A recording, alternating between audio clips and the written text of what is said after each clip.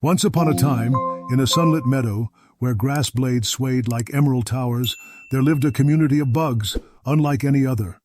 To the outside eye, they might have seemed small and ordinary, but in truth, their world was vast, magical, and brimming with secrets.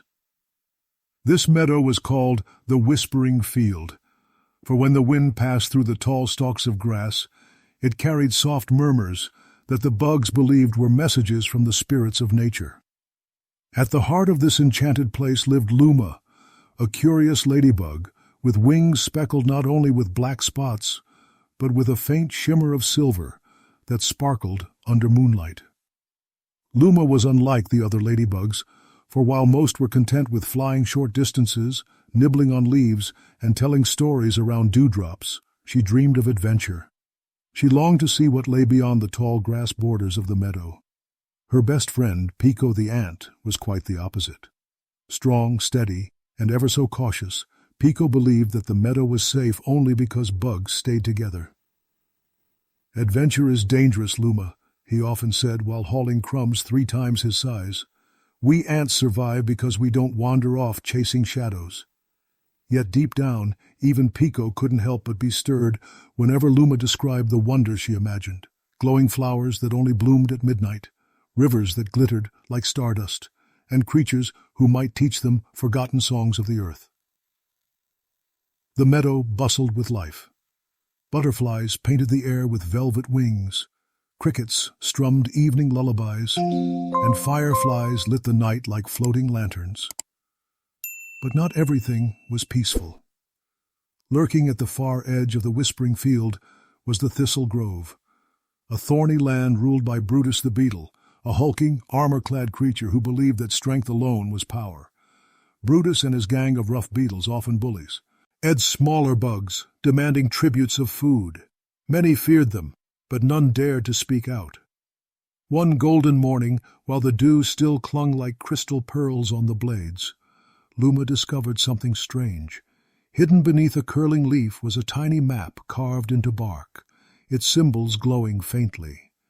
It spoke of a place called the Heart of the Meadow, where the ancient Stone of Harmony was said to lie. Legend whispered that this stone could bring peace to all creatures, no matter how different. But the map was incomplete. Half of it had been torn away. Excited, Luma showed Pico. "This is it. This could change everything. If we find the stone, maybe even Brutus will have no choice but to live in harmony with us." But Pico shook his head firmly. "Legends are just stories told to keep little bugs entertained. Chasing after stones and shadows will only lead us into danger." Still, Luma's heart burned with determination. That night, as the meadow glowed with firefly lanterns, she sat beneath the stars, wings shimmering faintly. She felt as though the whispers of the meadow were calling to her, urging her forward. She didn't know how, but she was certain this was the beginning of something greater than herself. Far away, in the dark tangles of the Thistle Grove, Brutus watched the meadow from a thorny perch. His antennae twitched. He too had heard of the Stone of Harmony, and though he cared little for peace, he lusted for power. "If the stone is real," he growled, "it will be mine, and every bug in this meadow will bow before me." And so, without realizing it, Luma and Brutus were set upon the same path. One sought peace, the other domination. And in the middle stood Pico, torn between loyalty to his friend and fear of what lay ahead. The Whispering Field was about to change forever. Whispering Field. The next morning dawned soft and golden, with sunlight spilling across the meadow like warm honey. Birds sang high above, their voices echoing like distant bells, while the blades of grass swayed gently as if nodding to the day's secret promises. Luma awoke early, her silver-flecked wings catching the light, and the memory of the bark-carved map danced in her mind. She hurried to find Pico, who was already dragging a crumb 3 times larger than his head. "Pico," she chirped, her voice bubbling with excitement. "I've decided we're going to follow the map, today." Pico nearly dropped his crumb. "We?" he squeaked. No, you mean You. I have duties, Luma. The colony counts on me. Besides, the meadow is wide enough. Why wander beyond it? Luma's eyes glowed with determination. Because the meadow isn't safe anymore.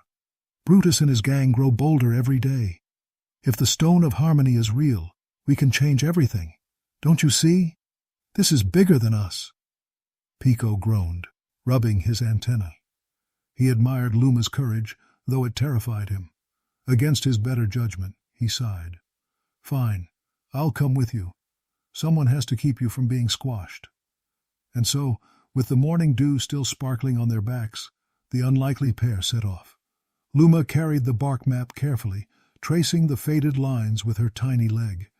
It led them beyond familiar patches of clover and dandelions, into corners of the whispering field few dared to tread. The first trial came swiftly. They reached a brook that cut through the meadow like a ribbon of glass. To Luma, it shimmered like a pathway to the stars, but to Pico it was a roaring river. Ants were strong, but not built for swimming. We'll never cross, Pico muttered, ears drooping. But Luma spotted a line of floating petals drifting lazily across the surface. We'll ride them, she declared. Like boats. Pico's eyes bulging. Petals? Boats? You've gone mad!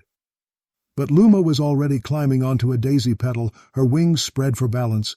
With a reluctant sigh, Pico followed. The current tugged them forward, spinning gently as the brook whispered secrets. Tiny fish darted beneath them, their scales flashing silver. For a moment, Pico forgot his fear, entranced by the beauty. Then a shadow passed overhead. A dragonfly, sleek and predatory, circled above. Its eyes gleamed like shards of ice. Passengers on the river, it hummed in a voice like rustling reeds. Tiny travelers make fine meals. Pico froze.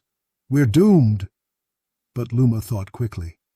Oh, mighty dragonfly, she called, bowing low. We are but humble seekers on a noble quest. Surely such a swift and powerful flyer has better meals than two tiny wanderers. The dragonfly tilted its head, amused. A noble quest, you say? What treasure could bugs as small as you seek? The stone of harmony, Luma answered boldly, said to bring peace to all who live in the meadow. The dragonfly's wings buzzed thoughtfully. Then, to their surprise, it laughed. Ah, the old legend. Many have searched, none have returned. But perhaps you two are different. Very well. Pass safely this once. May your wings be stronger than your fears. With a whoosh, it darted away, leaving ripples behind. Pico collapsed in relief. We're going to get eaten one day. I just know it, he grumbled. But secretly, he felt a flicker of pride. Luma's courage had saved them. By nightfall, they reached the far bank, exhausted but alive. Fireflies lit their path as they found shelter beneath a curled leaf. The bark map glowed faintly, its markings shifting as though guiding them onward. Far behind, hidden in shadows, Brutus the beetle watched with narrowed eyes. He had followed their trail, his heavy shell gleaming under the moon. The little ladybug dares to chase the Essin. Tone, he growled. Let her lead the way. When the time is right, the prize will be mine. The meadow slumbered peacefully, unaware that two tiny heroes and one looming villain had set destiny. Dawn broke with a soft mist curling through the meadow, painting the world in silver. Luma and Pico stretched their weary legs and wings, ready to continue. The map now pointed them toward the eastern edge of the whispering field, where the grass grew tall and shadows lingered even at midday. As they ventured deeper, the ground grew sticky beneath their feet. At first Pico thought it was dew, but then his antennae twitched nervously. Luma, he whispered, we're walking into a web. Before she could respond, silken threads tightened around them. From above, a voice purred like velvet. Visitors, how delightful. Descending gracefully came Silka, a spider with long, delicate legs and eyes that glittered like dark jewels. Her web shimmered in the dim light, stretching like a glistening trap. Luma gulped, but tried to sound brave. We don't mean to intrude. We're on a journey to find the stone of harmony. Silka's smile widened. The stone, is it? Many speak of it, Few survive their search. Why should I let you pass through my domain?" Pico trembled, struggling against the threads. Because we're too small to make a decent meal?" Silka chuckled, her voice smooth as silk. "Clever, Aunt, but not clever enough." Thinking quickly, Luma spoke again. "Perhaps we can offer you something better than food. Stories, knowledge, companionship on a lonely night. You weave webs, but even webs cannot catch laughter." The spider tilted her head, intrigued. No bug had ever spoken to her that way.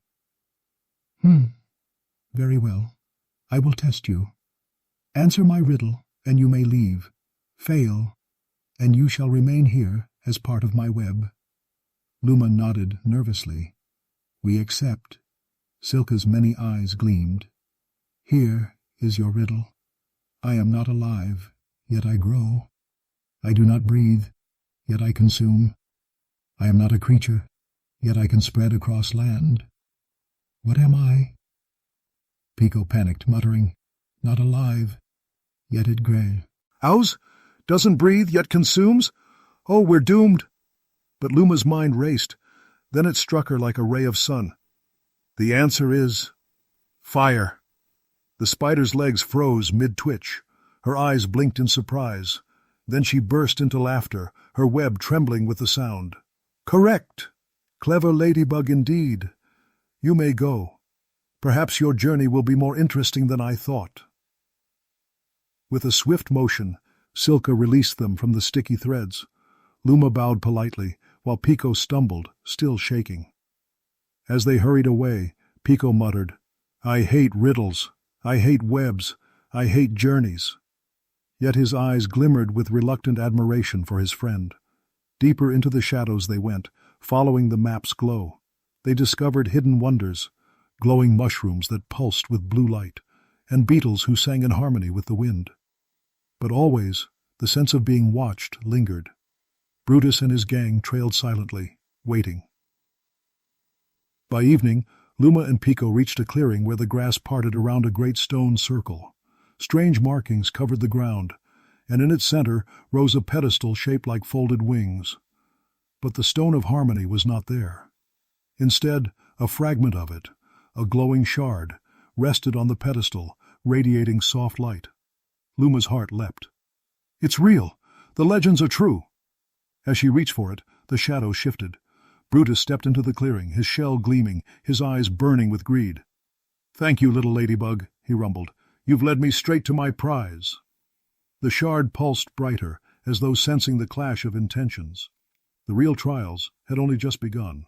The clearing glowed with the soft light of the shard, pulsing like a heartbeat. Luma felt warmth spread through her wings, as though the shard recognized her hope. But the moment was shattered by Brutus's booming laugh. "Step aside, ladybug," Brutus growled, stomping forward. His heavy shell clanked like iron, and the ground seemed to tremble beneath him. "That shard belongs to me." Luma darted in front of the pedestal, wings spread defiantly. "It's not a weapon for greed. The stone of harmony is meant to bring peace, not power." Brutus sneered. "Peace is an illusion. Only strength commands respect." He raised a spiked leg, ready to swat her aside. Before he could strike, Pico leapt forward, surprising even himself. "Leave her alone!" he shouted, biting Brutus's armored leg. The beetle roared, shaking him off. But in that moment of distraction, Luma placed her tiny leg on the shard. A surge of light burst forth. The shard's glow flared, surrounding Luma with a shimmering aura. Her silver-speckled wings reflected the brilliance, dazzling even Brutus. For an instant, the clearing was filled with harmony's song, soft, melodic, like whispers of every creature in the meadow woven into one voice. Brutus shielded his eyes with a snarl. "Tricks and toys. You can't stop me." He lunged for the shard. But the shard, sensing his malice, dimmed in his grasp, slipping from his claw and rolling back toward the pedestal. Frustrated, he roared, "Then I'll take it when you're too weak to resist." With that, he retreated into the shadows, plotting his next move. Pico trembled, brushing dust off his tiny shell. "I thought that was it. We'd be crushed." Luma exhaled, her heart racing. We're safe for now. But this is only one piece. The shard is part of the greater stone, and we'll need all of it to truly bring peace to the meadow. The bark map glowed brighter, its missing lines, revealing themselves slowly, as if responding to their courage. It pointed east, beyond the meadow's edge, into the wildflower plains. That night, as they rested beneath a canopy of glowing mushrooms, the shard hummed softly beside them. Luma dreamt of voices whispering encouragement, of butterflies, ants, and even beetles singing in harmony. But the dream ended with shadows devouring the light, and Brutus's laughter echoing endlessly. Morning came quickly. The pair resumed their journey, carrying the shard carefully wrapped in a petal. Along the way, they met other travelers. A cricket with a broken leg offered directions in exchange for company. A shy glowworm guided them through a thicket of brambles, lighting their path. Each new friend seemed touched by the shard's presence. Their spirits lifted, their burdens eased. For the first time, Pico began to believe the legends might be real. Still, fear gnawed at him. "What if Brutus gets to the other pieces first?" he asked one night. "Then we make sure he doesn't," Luma answered simply, her eyes shining with quiet resolve. Meanwhile, in the thistle grove, Brutus brooded. His gang of beetles muttered nervously, unsettled by the shard's rejection of their leader. Brutus slammed a claw into the dirt. "If the stone won't yield to strength, then I'll crush the meadow until it begs for my rule. Let the ladybug chase her little lights. I will take what I want." Unbeknownst to both hero and villain, the shard's light had awakened something ancient. Deep within the roots of the whispering field, the land stirred, as if preparing for the trials yet to come. The journey was far from over. The wildflower plains stretched before them like a sea of color, blossoms swaying in hues of violet, gold, and scarlet. The air shimmered with pollen dust that sparkled like fairy dust in the sun. Luma and Pico stood in awe, their tiny hearts thumping. "This place feels alive," Pico whispered. Indeed, the plains hummed with unseen energy. Bees buzzed busily from flower to flower, while grasshoppers leapt like living springs. The shard's light pulsed, drawing them deeper into the fields. Their path soon led them to a colony of butterflies, their wings painting the air with radiant patterns. At the center sat Era, a wise butterfly with wings as white as moonlight. She listened patiently as Luma explained their quest and showed the shard. Era's antennae quivered. "The stone of harmony is real," she said softly. "Long ago, it was broken to prevent it from falling into greedy claws.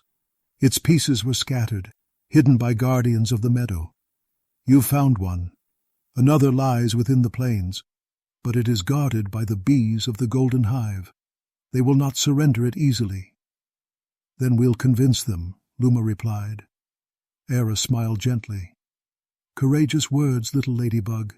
But know this, harmony is not given. It is earned." Guided by Era, they traveled to the heart of the plains, where the golden hive rose like a shining fortress, woven from amber wax. Bees swarmed busily, their buzzing like the sound of drums. At the entrance stood the hive's guardian, Boros the bumblebee, broad-shouldered and stern. "What business have you in the hive of gold?" Boros rumbled. Luma stepped forward, bowing respectfully. "We seek the shard of the stone of harmony. The meadow is in danger, and with its power we hope to bring peace." The bees buzzed with laughter, their wings creating a mocking hum. "Peace?" Boros scoffed. "The shard is ours. It grants us strength and ensures no Nadaris challenge our hive. Why should we give it to wanderers?" Pico's legs trembled. "Because if Brutus takes it, none of us will be safe. Not ants, not bees, not butterflies." The bees fell silent at the name. Brutus's reputation stretched far. Boros narrowed his eyes. "If you truly seek harmony, prove your worth. Complete the trial of wings. Succeed, and the shard is yours. Fail, and you shall never leave this hive." The trial was set at dawn. Luma and Pico stood before a vast field of wildflowers, arranged in a spiral maze. The challenge was simple: reach the center and ring the flower bell before the sun reached its peak. But the maze shifted, petals closing, stalks twisting, paths vanishing. Luma zipped through the air, wings glowing faintly as she dodged snapping blossoms that tried to close on her. Pico scurried below, using his strength to push aside fallen petals blocking their way. Together, they pressed on. At last, with moments to spare, they reached the center. Luma struck the flower bell, and its sound rang like pure crystal across the plains. The bees buzzed in awe as the golden shard floated gently from the hive and landed before them. Boros bowed. "You have shown courage and unity. The shard is yours. May it guide you true." As Luma picked it up, the shard's light merged with the first, glowing even brighter. The pieces yearned to be whole again. But in the distance, Brutus's dark silhouette loomed. His patience was gone. Soon, his shadow would fall across them all. The meadow darkened as clouds gathered, casting long shadows across the wildflower plains. Luma and Pico hurried, the two shards glowing brightly within their petal pouch. Each step forward filled them with hope, but also fear, for they knew Brutus's eyes were never far behind. They returned to the whispering field, where whispers in the wind grew stronger. Yet their path now led directly into the dreaded thistle grove, Brutus's own domain. The bark map revealed that the final piece of the stone rested deep within those thorns. Pico's antennae drooped. "We're walking straight into his lair. This is madness." Luma touched his shoulder gently. "Courage is not the absence of fear, Pico. It's choosing to go forward anyway." The grove loomed ahead, a fortress of twisted thorns and shadows. Every step echoed with unseen movement, creatures slithering, crawling, watching. Brutus's gang prowled the undergrowth, their armored shells clanking faintly. As they entered, a thick mist curled around them. Strange shapes shifted in the fog, whispers of doubt, shadows of failure. Pico saw visions of his colony crumbling, crushed under beetle claws. Luma saw herself failing, the shard shattered, her friends lost. "It's not real!" Luma cried, forcing her wings to glow. The shards pulsed in response, their light piercing the illusions. The mist recoiled, revealing a path deeper into the grove. At last, they reached the heart of the thorns, a cavern lined with black crystals. At its center floated the final shard, dark and trembling as though resisting corruption. But standing before it was Brutus himself, his hulking form glowing faintly with stolen power. "You've been useful, little bugs," he sneered, "chasing the shards right into my claws. Now I'll claim them all." Luma stepped forward, wings gleaming defiantly. "The stone will never obey you. It belongs to the meadow, not a pea." "Tyrant!" Brutus bellowed in laughter. "Then watch as I take it by force." He lunged, his massive claw crashing against the ground. Luma darted aside, but Pico leapt at Brutus's back, clinging tightly. "You'll never win," Pico shouted, biting with all his strength. Brutus roared, flinging him off, but in that moment Luma grasped the final shard. Light erupted, the three shards merging into one radiant stone that hovered above them, humming with power. The stone's light spread across the grove, banishing shadows, weakening Brutus's gang. But Brutus himself roared louder, forcing his way toward the glow. "Mine!" he bellowed, charging forward. The stone trembled between them, as if waiting to choose its wielder. The stone of harmony pulsed in the air, its light spilling through every crack of the grove, reaching even the farthest edges of the meadow. Bugs everywhere paused, their antennae twitching, their hearts stirred by the melody it carried. Brutus charged, his armored body gleaming with fury. "Power belongs to the strong," he roared, his claw swinging toward the stone. But Luma rose, her wings shimmering silver. She spread them wide, and the shards within the stone glowed brighter, drawn to her heart's intent. "Harmony belongs to everyone," she cried. The stone released a wave of radiant light, and suddenly the meadow itself seemed to awaken. Grass bent gently, flowers opened, and the whispers of the field rose into a chorus.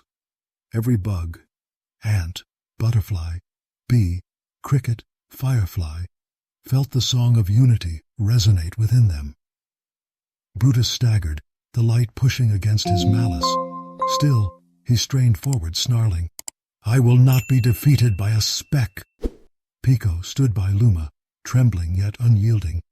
"She's not a speck, she's our hope." The stone shone brighter, responding not to strength but to courage, friendship, and selflessness. Brutus's shell cracked as the power rejected him, casting him backward into the thorns. His roar faded into silence as the shadows of the grove dissolved. The stone settled gently before Luma, its glow soft and welcoming. She touched it with reverence, and its light spread across the entire meadow. Harmony's song rose higher, weaving into every creature, ants and bees, butterflies and beetles, even Silka the spider. All felt their hearts lift, their fears soothed, their bonds renewed. For the first time, Brutus's gang dropped their claws. Their eyes softened. They no longer hungered for dominance, but for belonging. Even Brutus, lying battered among the thorns, wept silently as the stone's melody reached his heart. The whispering field bloomed. Brighter than ever, flowers opened in unison, dew sparkled like jewels, and the meadow thrummed with life. Luma hovered, silver wings shining like a star, while Pico stood proudly beside her, no longer afraid. "You did it," Pico whispered. "No," Luma corrected gently, smiling at him. "We did it." In the days that followed, the bugs of the meadow built a circle around the stone, protecting it not with walls but with unity. The ants shared their strength, the bees their honey, the butterflies their beauty, and even the beetles their courage. No longer divided by fear, they thrived together. Era the butterfly visited, bowing gracefully. "The meadow is whole again, thanks to you." Silka wove silken banners that glistened like morning dew, gifts of friendship instead of traps. Even the dragonfly returned, humming soft melodies in place of threats. As for Brutus, he remained humbled. Though still strong, he no longer sought power through fear. Instead, he joined the meadow's watch, guarding the stone he once desired selfishly. One evening, as the stars twinkled overhead and the meadow glowed with fireflies, Pico sat beside Luma. "You were right," he admitted softly. "Adventure is dangerous, but it's also beautiful." Luma smiled, gazing at the stone. "The meadow is more than our home, Pico. It's our family. And as long as we stand together, no shadow can break us." And so the Whispering Field thrived, not because of a single hero, but because of the harmony that lived in every bug's heart. The wind carried their laughter, their songs, and their stories across the grass, whispering to anyone who listened, even the smallest wings can change the world. And that is the tale of a bug's life.